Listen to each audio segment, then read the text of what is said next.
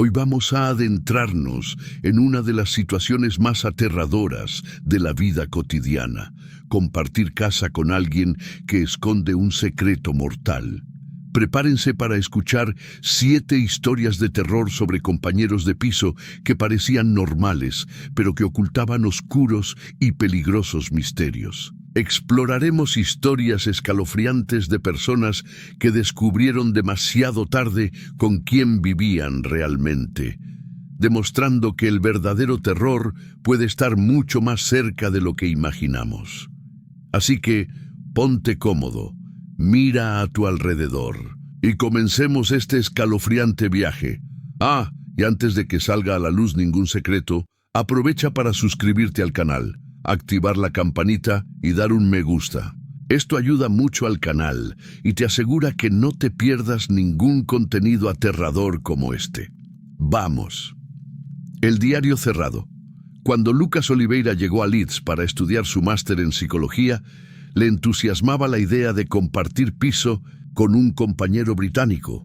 Encontró un anuncio de habitación en un foro universitario y tras una breve entrevista online consiguió una habitación con Thomas Evans, un estudiante de ingeniería reservado y educado.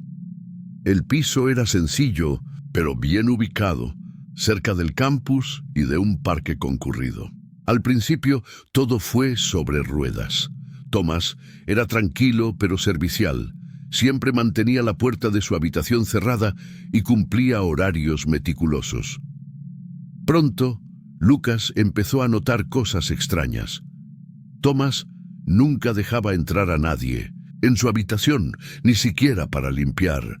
Por la noche, Lucas oía ruidos apagados provenientes del otro lado de la pared, muebles raspando, susurros, a veces el sonido de una silla girando.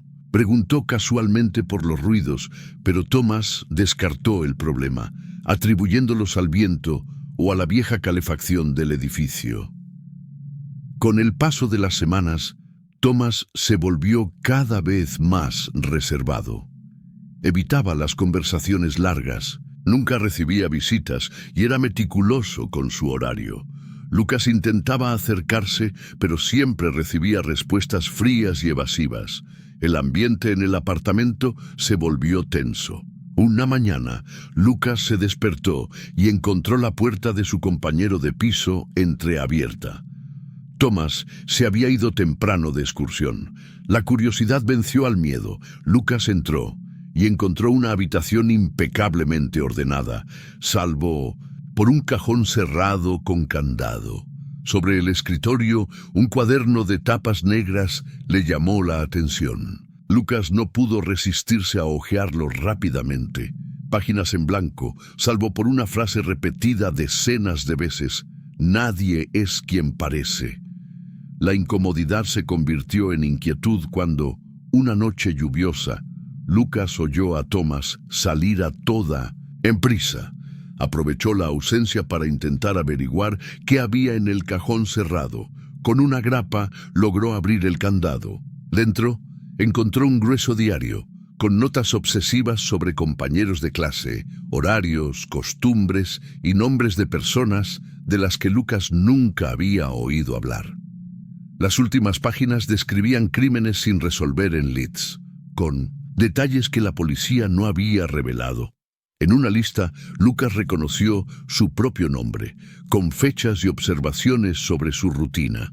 La tensión aumentó cuando la policía se presentó en el edificio, investigando la desaparición de un estudiante internacional que vivía a pocas cuadras. Al enterarse de la visita, Thomas se puso visiblemente nervioso y empezó a evitar a Lucas, encerrándose en su habitación durante horas. Su comportamiento obsesivo se intensificó.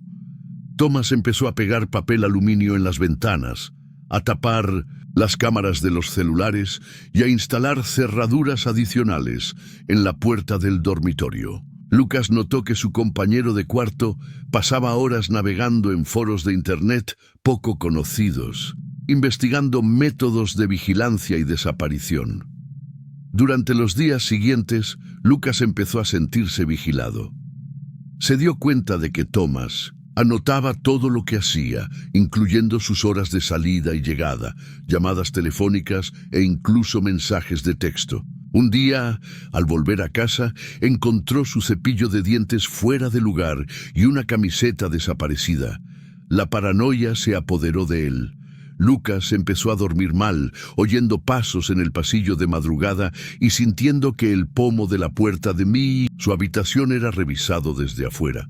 El punto álgido de su miedo llegó cuando Lucas encontró una nota debajo de su puerta que decía: «Confías demasiado». Esa misma noche oyó a Thomas susurrar frases incoherentes en la habitación contigua, seguido de risas apagadas y el sonido de algo que arrastraban. Entonces decidió instalar discretamente una cámara en su habitación, apuntando hacia la puerta.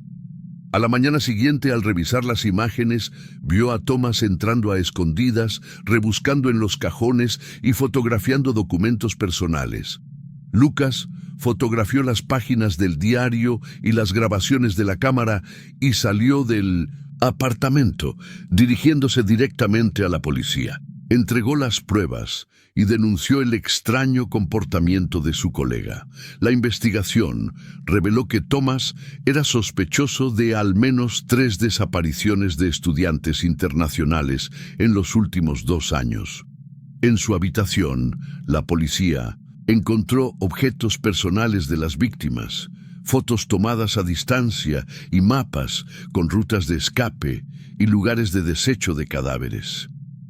Thomas fue arrestado mientras intentaba huir de la ciudad.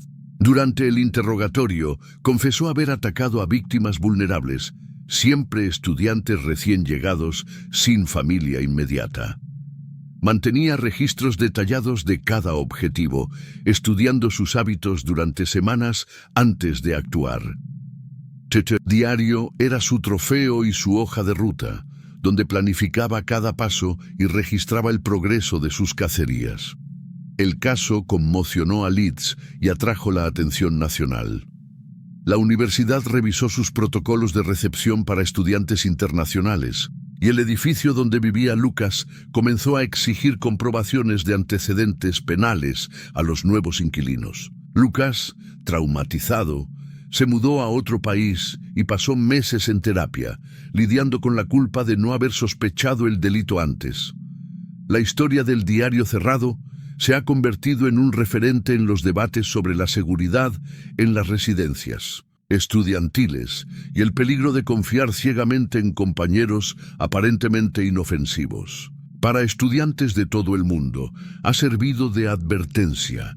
El verdadero peligro podría estar al otro lado del muro, oculto bajo la rutina más banal, esperando el momento oportuno para convertir la convivencia en una auténtica pesadilla. La puerta cerrada, cuando Sofía Almeida, de 23 años, se mudó a Dublín para estudiar literatura en un programa de intercambio, nunca imaginó que su peor pesadilla comenzaría en su propio apartamento. Encontró la habitación en un anuncio online y tras una breve entrevista por vídeo, lo organizó todo con su futuro compañero de piso, Sean Murphy, un irlandés de 27 años que estudiaba un posgrado en historia. El piso era antiguo, pero estaba bien ubicado, cerca del centro y de la universidad. Desde el principio, Sean se mostró amable pero reservado, estableciendo reglas claras. Cada uno cuidaría su espacio y, lo más importante, nadie podía entrar en su habitación, que cerraba con llave cada vez que salía. Al principio, Sofía pensó que la regla era extraña, pero la respetó. Su convivencia era silenciosa, casi mecánica. Sean tenía hábitos metódicos. Salía temprano, volvía tarde, evitaba las conversaciones largas y nunca recibía visitas. Por la noche, Sofía oía ruidos apagados provenientes de la habitación contigua. Muebles que se arrastraban, susurros, el sonido de algo martillando o encajando. Cuando preguntaba, Sean sonreía y decía que solo estaba organizando o trabajando hasta tarde. Con el paso de las semanas, Sofía empezó a notar detalles inquietantes. Desaparecían objetos personales del apartamento, un pendiente, una bufanda, incluso su taza favorita. Le preguntó a Sean, quien negó saber nada. Una noche se despertó con un ruido metálico proveniente del pasillo. Se asomó por la rendija de la puerta y vio a Sean, en pijama, llevando una caja pesada a su habitación. Notó la mirada de Sofía y al día siguiente reforzó la regla. Por favor, nunca entres en mi habitación. Es importante para mi privacidad. La tensión aumentó cuando la policía llamó a la puerta del apartamento, investigando la desaparición de un estudiante, de intercambio que vivía en la misma calle. Sean respondió con calma, pero se mostró visiblemente inquieto después de la visita. En los días siguientes, empezó a cerrar su habitación con más fuerza, instalando un candado adicional y tapando la cerradura con cinta adhesiva. La tensión llegó a su punto álgido un viernes por la noche, cuando Sofía se despertó con un ruido extraño proveniente de la habitación de Sean. Era el sonido de madera al ser arrastrada, seguido de fuertes golpes y un grito ahogado. El miedo le impidió actuar de inmediato, pero a la mañana siguiente se dio cuenta de que Sean se había ido temprano y había dejado la puerta del dormitorio sin llave. La curiosidad y su instinto de supervivencia la vencieron. Sofía entró. La habitación estaba oscura, con cortinas gruesas y un olor a humedad. En un rincón, una estantería cubierta con una sábana ocultaba un compartimento secreto, descubierto por una puerta falsa en la pared. Dentro, Sofía encontró una colección macabra: fotos de personas desaparecidas, recortes de periódico, objetos personales como pendientes, bufandas, relojes e incluso mechones de pelo. También había cuadernos con notas detalladas sobre las rutinas de las víctimas, sus horarios, mapas del barrio y registros de persecución. Al fondo del compartimento, una caja de madera contenía documentos falsos y pasaportes de personas buscadas por la policía. La conmoción fue inmediata. Sofía fotografió todo con su celular y salió corriendo del apartamento, dirigiéndose directamente a la comisaría. Entregó las pruebas y denunció el extraño comportamiento de Sean. La investigación reveló que era sospechoso de al menos 4 desapariciones de estudiantes extranjeros en los últimos 3 años. En la cuarta, la policía encontró aún más pruebas: videos grabados con cámaras ocultas, diarios de acoso y objetos pertenecientes a víctimas que nunca fueron localizadas. Sean fue arrestado mientras intentaba huir de la ciudad. Durante el interrogatorio, confesó haber atacado a víctimas vulnerables, siempre mujeres recién llegadas a Irlanda sin familia cerca. Las vigilaba durante semanas, robando pequeños objetos para captar su atención, y cuando se sentía seguro, actuaba. El compartimento secreto era su santuario, donde guardaba trofeos y planeaba sus próximos movimientos. El caso conmocionó a Dublín y atrajo la atención internacional. La universidad revisó sus protocolos de recepción para estudiantes extranjeros, y el edificio donde vivía Sofía empezó a exigir comprobaciones de antecedentes penales a los nuevos inquilinos. Traumatizada, Sofía se mudó a otro barrio y pasó meses en terapia, lidiando con la culpa de no haber sospechado la situación antes. La historia de la puerta cerrada se ha convertido en un símbolo de los peligros ocultos en entornos aparentemente seguros y del riesgo de confiar ciegamente en los compañeros de piso. Para estudiantes de todo el mundo, se ha convertido en una advertencia: el verdadero peligro podría estar al otro lado del muro, oculto bajo la rutina más banal, esperando el momento oportuno para convertir la convivencia en una auténtica pesadilla. 3. El recopilador de identidades. Recién salido de la Facultad de Derecho, Gabriel Costa llegó a Manchester para empezar su primer trabajo en un bufete. Para ahorrar, alquiló un piso compartido con otro joven, Ethan Turner, estudiante de posgrado en psicología. Ethan era educado, reservado y mantenía una rutina casi militar, horarios fijos, comidas en solitario y sin visitas. Al principio, Gabriel pensó que su colega era simplemente introvertido, pero pronto pequeños incidentes empezaron a molestarlo. Desaparecían documentos, DNI, tarjetas bancarias, correspondencia. Gabriel, meticuloso, estaba seguro de dónde lo guardaba todo. También desaparecían objetos personales, como un reloj familiar y unas gafas nuevas. Cuando le preguntaban, Ethan siempre respondía con calma, sugiriendo que Gabriel estaba despistado o que el edificio tenía problemas con las entregas y los robos. Sin embargo, el administrador del edificio negó cualquier antecedente de robo. La tensión aumentó cuando Gabriel notó que llegaban correos electrónicos extraños a su nombre y que se accedía a sus cuentas de redes sociales desde dispositivos desconocidos. Empezó a sospechar de Ethan, sobre todo al notar que su compañero de piso evitaba hablar del pasado. Cambiaba de tema cuando le preguntaban por su familia y nunca dejaba entrar a nadie en su habitación. Las noches se volvían agitadas. Gabriel oía a Ethan susurrar por teléfono y escribir frenéticamente en la computadora hasta altas horas de la noche.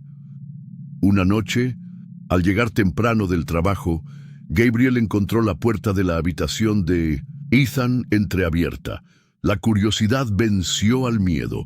Dentro había montones de documentos esparcidos sobre la cama, documentos de identidad, pasaportes, tarjetas de crédito, fotos de 8 o 10 de diferentes personas. Había una carpeta con recortes de periódico sobre desapariciones de jóvenes en la región, así como notas detalladas sobre las rutinas, horarios y perfiles psicológicos de las víctimas. En la computadora, Gabriel vio archivos con nombres e información personal, así como tutoriales sobre falsificación de documentos. La conmoción fue inmediata. Gabriel tomó fotos de todo y salió del apartamento, yendo directo a la policía. En los días siguientes, a medida que avanzaba la investigación, Ethan se volvió cada vez más inquieto, encerrándose en su habitación y evitando cualquier contacto. Cuando la policía registró el apartamento, encontraron cajas fuertes ocultas con docenas de documentos originales, tarjetas clonadas e incluso teléfonos celulares de víctimas desaparecidas. Se descubrió que Ethan había estado usurpando la identidad de las víctimas, abriendo cuentas bancarias, alquilando propiedades e incluso viajando con nombres ajenos. Alternaba entre identidades para evitar ser rastreado, destruyendo pruebas y dejando pistas falsas que desviaban las investigaciones. Durante las entrevistas, Gabriel se enteró de que Ethan era sospechoso de estar directamente involucrado en la desaparición de al menos 3 excompañeros de piso en otras ciudades. El patrón era siempre el mismo. Ethan se acercaba a personas con pocos vínculos familiares, estudiaba sus hábitos, robaba documentos y cuando estaba listo para negociar, hacía desaparecer a la víctima. En algunos casos, la policía encontró rastros de violencia y señales de forcejeo en las viviendas, pero nunca pruebas definitivas hasta entonces. El caso atrajo la atención nacional. Los medios de comunicación apodaron a Ethan el coleccionista de identidades, y el miedo se extendió entre los jóvenes profesionales y estudiantes de las grandes ciudades. Un Gabriel conmocionado pasó meses en terapia, lidiando con la culpa de no haberse dado cuenta antes y el miedo a ser seguido, o a que su identidad fuera utilizada en nuevos delitos. El edificio comenzó a exigir verificaciones de antecedentes y a vigilar a los visitantes, y la policía intensificó las campañas de concienciación para las personas que comparten piso con desconocidos. La investigación reveló que Ethan mantenía una red de contactos en el submundo digital, vendiendo identidades a criminales y usando a sus propias víctimas como escudos. Confesó que disfrutaba manipulando la vida de los demás, adoptando nuevas personalidades y borrando el rastro de quienes se cruzaban en su camino. Para Gabriel, la amarga lección persistía. El verdadero peligro podría estar al otro lado de la puerta, oculto bajo la apariencia de un colega inofensivo, dispuesto a convertir la rutina en una pesadilla sin retorno. Hoy, Gabriel advierte a otros jóvenes sobre los riesgos de compartir casa con desconocidos. Participa en charlas sobre seguridad digital e identidad y nunca deja documentos a la vista. El caso del coleccionista de identidades sigue siendo un símbolo del terror moderno. El depredador que se esconde en la rutina, dispuesto a borrar a quien sea necesario para seguir viviendo múltiples vidas, mientras las víctimas desaparecen sin dejar rastro. Hola chicos, las historias de compañeros de piso con secretos mortales siguen siendo bastante escalofriantes, ¿verdad? Si disfrutan de estas historias de suspenso, tómense un descanso, suscríbanse al canal y denle a me gusta. Esto realmente ayuda a que el canal crezca y me motiva a seguir trayendo más contenido escalofriante. Ahora, volvamos a las siguientes historias. Aún hay mucho miedo por delante. 4. El cuarto sustituto. Cuando Alejandro Ramírez, de 22 años, llegó a Viena para comenzar su intercambio de ingeniería, estaba deseando compartir apartamento con estudiantes de diferentes países. El edificio era antiguo, estaba cerca del centro, y la habitación que alquilaba la había anunciado un colega austriaco, Lucas Berger, estudiante de medicina. Desde el principio Alejandro notó la amabilidad de Lucas, pero había algo extraño en el ambiente. La habitación que iba a ocupar estaba completamente vacía, sin rastro de su anterior dueño, salvo una carta de bienvenida sobre la cama. Con el paso de las semanas, Alejandro notó que nadie hablaba del anterior inquilino de la habitación, un estudiante francés llamado Julien Moreau. Cuando preguntaba, Lucas y los demás compañeros cambiaban de tema, diciendo que Julien había terminado sus estudios y regresado a Francia.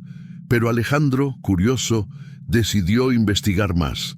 Descubrió que el nombre de Julien seguía en la lista de correo y que seguían llegando cartas a su nombre. Cuando intentó contactar con la universidad, le informaron que el sistema seguía registrado como estudiante activo, sin ninguna solicitud oficial de traslado ni de salida del país. La incomodidad aumentó cuando Alejandro encontró, escondido tras un estante, un cuaderno con el nombre de Julien. Las últimas páginas contenían frases inconexas, informes de insomnio, paranoia y miedo a que alguien estuviera dentro del apartamento. Creo que Lucas me sigue. Lo sabe todo sobre mí. No puedo confiar en nadie aquí, decía un pasaje. Alejandro sintió un escalofrío. Decidió hablar abiertamente con Lucas, pero su reacción fue evasiva. Lucas se irritó, alegando que Julien era inestable y que no soportaba la presión del programa de intercambio.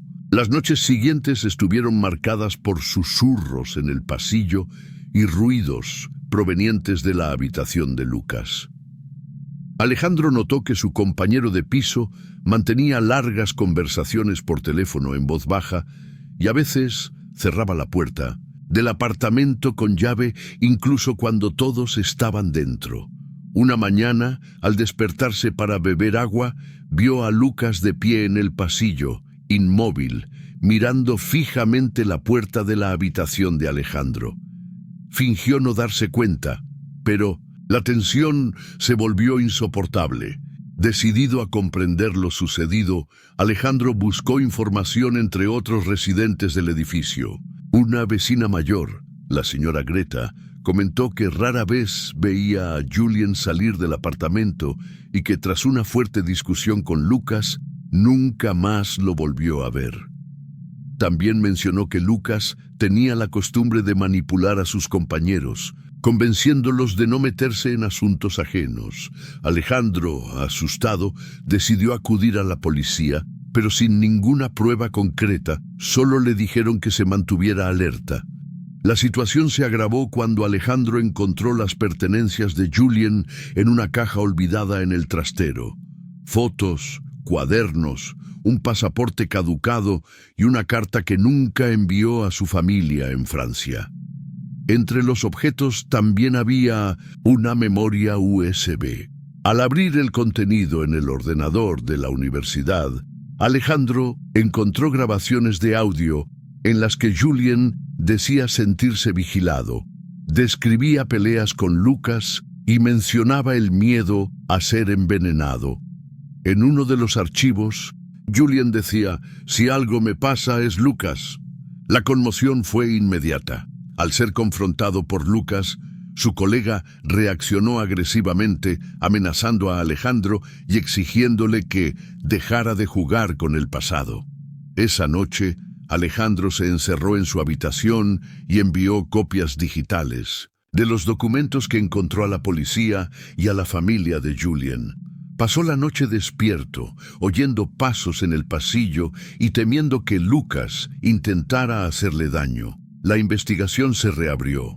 La policía descubrió que Lucas había falsificado documentos para simular que Julien había salido del país, manipulando a colegas y personal universitario para encubrir la desaparición.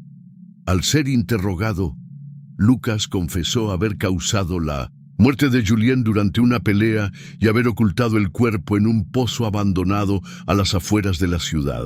El caso conmocionó a Viena y atrajo la atención internacional, lo que provocó cambios en los protocolos de supervisión de estudiantes extranjeros y requisitos de registro más estrictos en las residencias estudiantiles.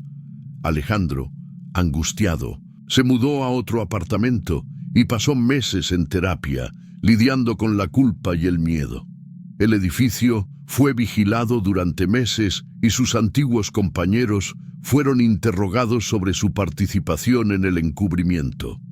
Muchos admitieron que Lucas los presionó psicológicamente, creando un ambiente de silencio y miedo. La universidad implementó nuevos canales de denuncia anónima y apoyo psicológico para estudiantes de intercambio. La historia de la habitación sustituta se ha convertido en un símbolo del peligro oculto en entornos aparentemente seguros y de la importancia de no ignorar las señales de manipulación y el silencio colectivo, especialmente para los estudiantes internacionales vulnerables. Para estudiantes de todo el mundo, se ha convertido en una advertencia. El verdadero peligro puede estar al lado, oculto bajo la rutina, esperando el momento justo para convertir la convivencia en una auténtica pesadilla. Y en casos de desaparición, cada detalle ignorado puede marcar la diferencia entre la vida y la muerte. La lista en la pared. Cuando Mariana López, de 24 años, llegó a Toronto para un intercambio de comunicaciones, su mayor desafío fue encontrar un lugar asequible para vivir. Tras semanas de búsqueda, aceptó compartir un viejo apartamento en el centro con dos compañeros: Emily, estudiante de biología, y Adam, un canadiense reservado y de pocas palabras. Adam era educado, mantenía la casa limpia y rara vez interactuaba más allá de lo esencial. Su habitación siempre estaba cerrada con llave y nunca dejaba entrar a nadie, ni siquiera para limpiarla o hacer tareas de mantenimiento. Al principio, todo parecía normal, salvo por algunos pequeños detalles. Adam nunca recibía visitas, evitaba hablar del pasado y desaparecía durante horas sin previo aviso. Mariana y Emily hablaron de la rareza, pero la atribuyeron a la personalidad introvertida de su colega. Un día, Emily decidió mudarse con su novio, dejando a Mariana sola con Adam. Con el paso de las semanas, Mariana empezó a notar cambios sutiles en su entorno. Sus objetos personales se movían, las puertas que estaba segura de haber cerrado parecían estar sin llave, y a veces oía suaves pasos en el pasillo durante la madrugada. Adam parecía observarla con más atención, apareciendo en silencio en la cocina o el pasillo, siempre con la mirada fija y distante. Mientras limpiaba, Mariana notó un cuadro torcido en el pasillo, cerca de la habitación de Adam. Al intentar enderezarlo, se dio cuenta de que había una hoja de papel pegada a la pared, oculta tras el marco.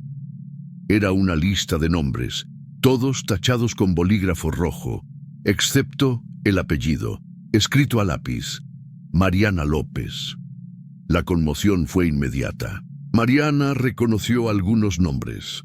Eran antiguos compañeros de piso cuyas pertenencias aún estaban guardadas en cajas en el almacén del edificio. Asustada, buscó los nombres en Internet y descubrió informes locales sobre misteriosas desapariciones de jóvenes estudiantes, todos con la misma dirección registrada como su último lugar de residencia.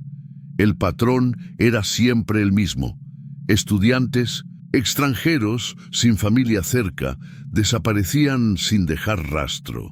El ambiente se volvió insoportable. Adam empezó a comportarse de forma más extraña, observando discretamente a Mariana, encerrándose en su habitación y cambiando las cerraduras. Mariana notó que la seguía a horas inusuales, como si la estuvieran probando. Se sentía como si la estuvieran vigilando dentro de su propia casa. Objetos personales se movían de un lado a otro. Puertas que había cerrado parecían estar sin llave, y oía susurros provenientes de la habitación de Adam durante la madrugada. Decidida a no ser la próxima víctima, Mariana comenzó a grabarlo todo: fotos de la lista, capturas de pantalla de conversaciones, denuncias de desapariciones e incluso grabaciones de ruidos sospechosos. Contactó al administrador del edificio, quien le reveló que Adam llevaba años viviendo allí y que, de vez en cuando, los compañeros de piso desaparecían o se mudaban sin previo aviso. El administrador nunca lo cuestionó, porque Adam siempre pagaba el alquiler por adelantado y mantenía el apartamento ordenado. La tensión llegó a su punto álgido cuando Mariana encontró una nota debajo de la puerta con su nombre escrito en mayúsculas y la frase: «Confías demasiado». Esa misma noche oyó pasos en el pasillo y vio la luz de la habitación de Adam encendida hasta el amanecer. Incapaz de dormir, decidió avisar a la policía, que inicialmente trató el caso como paranoia, pero accedió a presentar una denuncia tras ver las pruebas. La investigación reveló una historia inquietante. Adam era sospechoso de estar involucrado en al menos 5 desapariciones de estudiantes en los últimos 4 años. En su habitación, la policía encontró cajas con objetos personales de las víctimas, diarios con observaciones detalladas de rutinas y hábitos y mapas con rutas de escape. También se encontraron registros de búsqueda sobre métodos de desaparición y manipulación psicológica. Adam fue arrestado mientras intentaba huir de la ciudad. Durante el interrogatorio, confesó que se enfocaba en víctimas vulnerables, siempre compañeros de piso sin vínculos familiares cercanos. Mantenía la lista como un ritual, tachando nombres tras cada desaparición. El caso conmocionó a Toronto y provocó cambios en los protocolos de alquiler de viviendas para estudiantes y campañas de concienciación para estudiantes internacionales. Mariana, profundamente conmocionada, se mudó a otro barrio y pasó meses en terapia. Su historia se convirtió en un referente en los debates sobre la seguridad en las viviendas compartidas y el peligro de confiar ciegamente en compañeros aparentemente inofensivos. Para estudiantes de todo el mundo fue una advertencia. El verdadero peligro podría estar al otro lado del muro, oculto bajo la rutina más banal, esperando el momento oportuno para convertir la convivencia en una auténtica pesadilla. El trauma de Mariana no terminó con el arresto de Adam. Empezó a sufrir insomnio, ansiedad y un miedo constante a ser vigilada. Cambió su estilo de vida, evitando compartir alojamiento y prefiriendo apartamentos individuales, aunque fueran más caros. Se convirtió en activista en grupos de apoyo para estudiantes extranjeros, compartiendo su experiencia en conferencias y campañas de concienciación sobre la seguridad en entornos compartidos. El caso de la lista en la pared se volvió emblemático en Toronto y otras ciudades universitarias, generando debates sobre la responsabilidad de los propietarios y administradores de edificios, e inspirando cambios en las políticas de vivienda estudiantil. Mariana rehizo su vida poco a poco, pero nunca olvidó el terror que sintió al darse cuenta de que su nombre era el siguiente en la lista y que casi se convirtió en otra víctima de un depredador que se escondía tras la rutina y el silencio. El fotógrafo nocturno Rafael Méndez, de 25 años, llegó a Hamburgo entusiasmado con la oportunidad de trabajar en una agencia de publicidad. Para ahorrar dinero, decidió compartir un moderno apartamento en el centro con un compañero de piso. El anuncio parecía perfecto: ubicación céntrica, alquiler asequible, ambiente limpio y un compañero aparentemente tranquilo. Jonas Weber, estudiante de informática, era educado, reservado y siempre dispuesto a ayudar con problemas de internet o electrónicos. Sin embargo, Rafael pronto se dio cuenta de que Jonas estaba obsesionado con la privacidad. Siempre se encerraba en su habitación, evitaba las conversaciones largas y nunca permitía que nadie tocara sus dispositivos. Durante las primeras semanas, Rafael notó destellos de luz por la noche, provenientes de la sala y el pasillo. Pensó que eran reflejos de los coches en la calle, pero se dio cuenta de que las luces provenían del interior del apartamento. Una noche, al despertarse para ir al baño, vio un destello proveniente de la cocina. Se acercó con cautela y encontró a Jonas allí de pie, inmóvil, con su celular en la mano, que escondió rápidamente al notar la presencia de Rafael. Su compañero de piso cambió de tema, diciendo que solo estaba probando la linterna del dispositivo. Con el tiempo, Rafael empezó a sentirse vigilado. Tenía la sensación de que escuchaban sus conversaciones, de que vigilaban sus hábitos, movían sus objetos personales y notó pequeños agujeros en puntos estratégicos de las paredes, como cerca de la cama y la ducha. Una noche, mientras limpiaba su habitación, encontró una pequeña cámara escondida detrás de un libro en la estantería. La sorpresa fue inmediata. Rafael registró el apartamento y encontró 3 cámaras más, una en la pantalla de la lámpara del salón, otra en la cocina y una tercera integrada en el detector de humo del baño. Desesperado, Rafael decidió investigar. Accedió a la computadora de Jonas mientras dormía y encontró carpetas cifradas con cientos de videos, grabaciones de duchas, conversaciones telefónicas, cambios de ropa, momentos íntimos e incluso audios de conversaciones personales.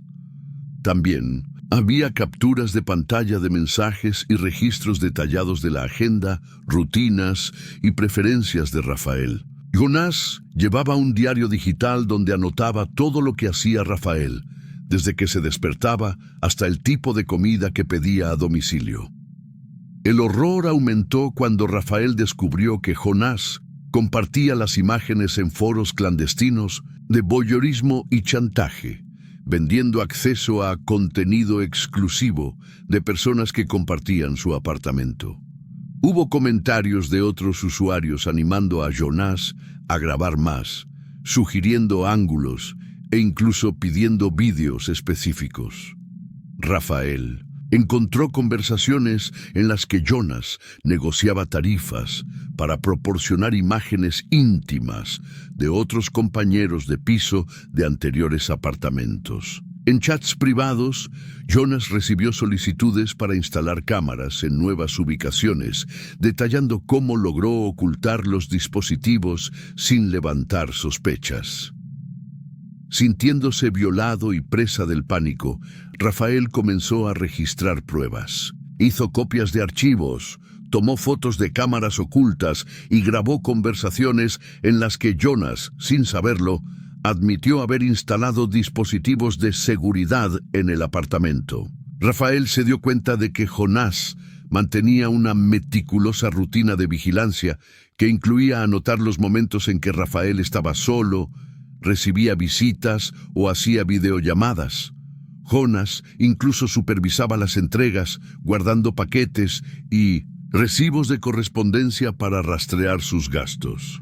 La tensión aumentó cuando Rafael se dio cuenta de que lo seguían fuera de su casa. Un fin de semana, notó que Jonás lo observaba desde lejos en un café y en otra ocasión vio a su colega de pie al otro lado de la calle mientras charlaba con amigos. El miedo se convirtió en paranoia. Rafael empezó a evitar salir solo, cambió sus rutinas y pidió ayuda a sus compañeros. Una noche, al volver a casa, encontró una nota anónima debajo de la puerta. «Ten cuidado con lo que buscas». Decidido a actuar, Rafael contactó a la policía. Inicialmente, trataron el caso como una invasión de la privacidad, pero tras analizar la cantidad de material y la participación de Jonas en foros de chantaje, abrieron una investigación criminal. La policía descubrió que Jonas era responsable de docenas de casos similares en Hamburgo y otras ciudades alemanas. Cambiaba de apartamento cada semestre, instalando cámaras y grabando a sus compañeros de piso y vendiendo el material en foros internacionales. Al registrar la casa de los padres de Jonás, encontraron discos duros con archivos de víctimas de varios países, así como listas de posibles futuros objetivos. El caso atrajo la atención nacional, lo que generó debates sobre la seguridad en viviendas compartidas y los delitos digitales. Rafael, traumatizado, se mudó a un apartamento privado y pasó meses en terapia, lidiando con la constante sensación de ser observado. La experiencia lo motivó a participar en campañas de concienciación sobre privacidad y seguridad digital, advirtiendo a jóvenes y estudiantes sobre los riesgos de compartir un apartamento con desconocidos y la importancia de revisar si hay dispositivos ocultos. La historia del fotógrafo nocturno se ha convertido en un símbolo del terror moderno. El depredador que se esconde tras una fachada común, usando la tecnología para invadir la privacidad, manipular y chantajear, mientras la víctima ni siquiera se da cuenta de que la están vigilando. Para quienes viven en grandes ciudades y comparten vivienda, esto es una advertencia. El verdadero peligro puede estar en la habitación de al lado, esperando el momento justo para transformar la rutina en un espectáculo de terror clandestino. El ritual del silencio. Giulia Ferraro, una estudiante de filosofía de 21 años, alquiló una habitación en un viejo apartamento en el centro histórico de Bolonia. El piso era espacioso, con grandes ventanales y pasillos estrechos, y lo compartía con otros 3 estudiantes.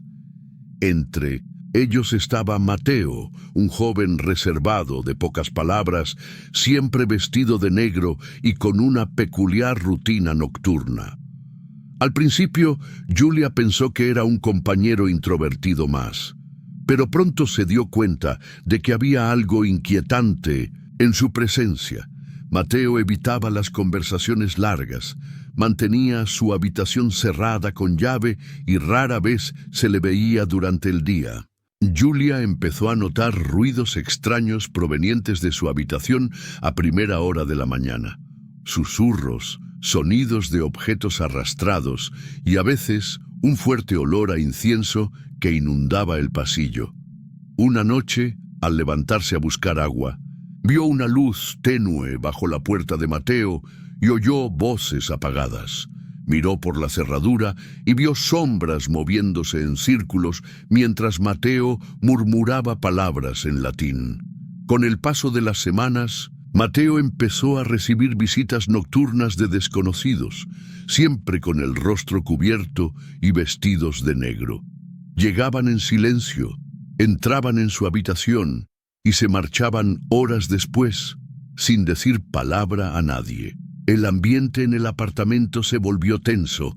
Los demás compañeros de piso preferían ignorarlo, pero Julia no podía dormir. Una noche oyó un grito ahogado proveniente de la habitación de Mateo, seguido de un silencio absoluto. Al día siguiente, cuando interrogó a su compañero de piso, este simplemente sonrió y dijo que era solo un ejercicio de meditación. La preocupación de Julia aumentó cuando empezó a notar carteles de personas desaparecidas esparcidos por la universidad y el barrio. Todos habían desaparecido en las últimas semanas, siempre de noche, sin testigos ni pistas. Al investigar un poco, descubrió que la mayoría eran estudiantes recién llegados a la ciudad, sin familiares cerca. Este patrón coincidió con el inicio de las visitas nocturnas al apartamento. Decidida a comprender qué sucedía, Julia instaló discretamente una grabadora de audio en la puerta del dormitorio de Mateo. Esa noche grabó cantos, risas y frases como «El silencio es la clave y solo los elegidos permanecen». A la mañana siguiente, encontró un objeto extraño en la puerta de su dormitorio, una pequeña bolsa de tela con símbolos dibujados a mano y una nota que decía «No hagas preguntas». La tensión aumentó aún más cuando una compañera de clase de Julia desapareció después de una fiesta. Unos días antes, había mencionado que se encontraba con un grupo interesante, liderado por un joven de ojos claros y voz suave, características que coincidían con las de Mateo. Julia llevó las grabaciones y la nota a la policía, que inicialmente descartó el caso como paranoia, pero al aumentar el número de desapariciones, decidieron investigar. La policía comenzó a vigilar subrepticiamente el edificio. Julia, cada vez más asustada, notó que Mateo se ponía cada vez más inquieto, encerrándose por largos periodos y cambiando su horario. Una noche lluviosa, Julia se despertó con un ruido proveniente del pasillo. Se asomó por la rendija de la puerta y vio a Mateo llevando a dos jóvenes encapuchados al dormitorio. Oyó susurros, el sonido de muebles al ser arrastrados y luego un silencio inquietante. A la mañana siguiente, uno de los compañeros de piso no apareció a desayunar ni regresó a casa. Julia, desesperada, decidió registrar la habitación de Mateo mientras él no estaba. Forzó la cerradura y entró. El ambiente era sofocante, con las paredes cubiertas de extraños símbolos hechos con carbón, velas derretidas y un altar improvisado con fotos de jóvenes desaparecidos. También había una caja de madera con objetos personales de las víctimas, pulseras, relojes, mechones de pelo y recortes de periódico sobre las desapariciones. En un cuaderno, Mateo anotó fechas, nombres y frases como «El silencio protege» y «El ritual debe continuar». Al fondo de la habitación, Julia encontró un pasadizo secreto tras el armario que conducía a una habitación pequeña y oscura. Dentro había bancos dispuestos en círculo, manchas oscuras en el suelo y más símbolos en las paredes. Era evidente que allí se celebraban rituales. Julia tomó fotos de todo y se marchó rápidamente, llevándose el cuaderno y algunos objetos como prueba. Cuando las pruebas fueron entregadas a la policía, la investigación cobró impulso. Se descubrió que Mateo formaba parte de un grupo secreto responsable de rituales de iniciación y desapariciones de jóvenes en la región.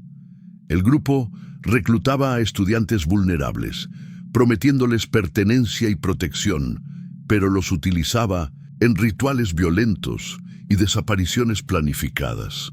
Mateo era uno de los líderes responsable de seleccionar y monitorear a las víctimas. La operación policial resultó en la detención de Mateo y otros miembros del grupo, quienes confesaron su participación en al menos 8 desapariciones. El caso conmocionó a Bolonia y atrajo la atención nacional, lo que dio lugar a campañas de concienciación en las universidades y a cambios en los protocolos de seguridad para estudiantes internacionales. Julia, profundamente conmocionada, se mudó a otro barrio y pasó meses en terapia, lidiando con la culpa y el miedo de ser la próxima víctima. El ritual del silencio se ha convertido en un símbolo del peligro que acecha en entornos aparentemente seguros y del riesgo de ignorar las señales de manipulación y violencia. Para estudiantes de todo el mundo, se ha convertido en una advertencia. El verdadero peligro puede estar al lado, oculto bajo la rutina, esperando el momento justo para convertir la convivencia en una auténtica pesadilla. En las ciudades universitarias, donde el sentido de comunidad y confianza es fuerte, la historia de Julia resuena como una sombría advertencia. Nunca ignores el instinto, nunca subestimes el silencio, porque a veces es solo un disfraz del horror.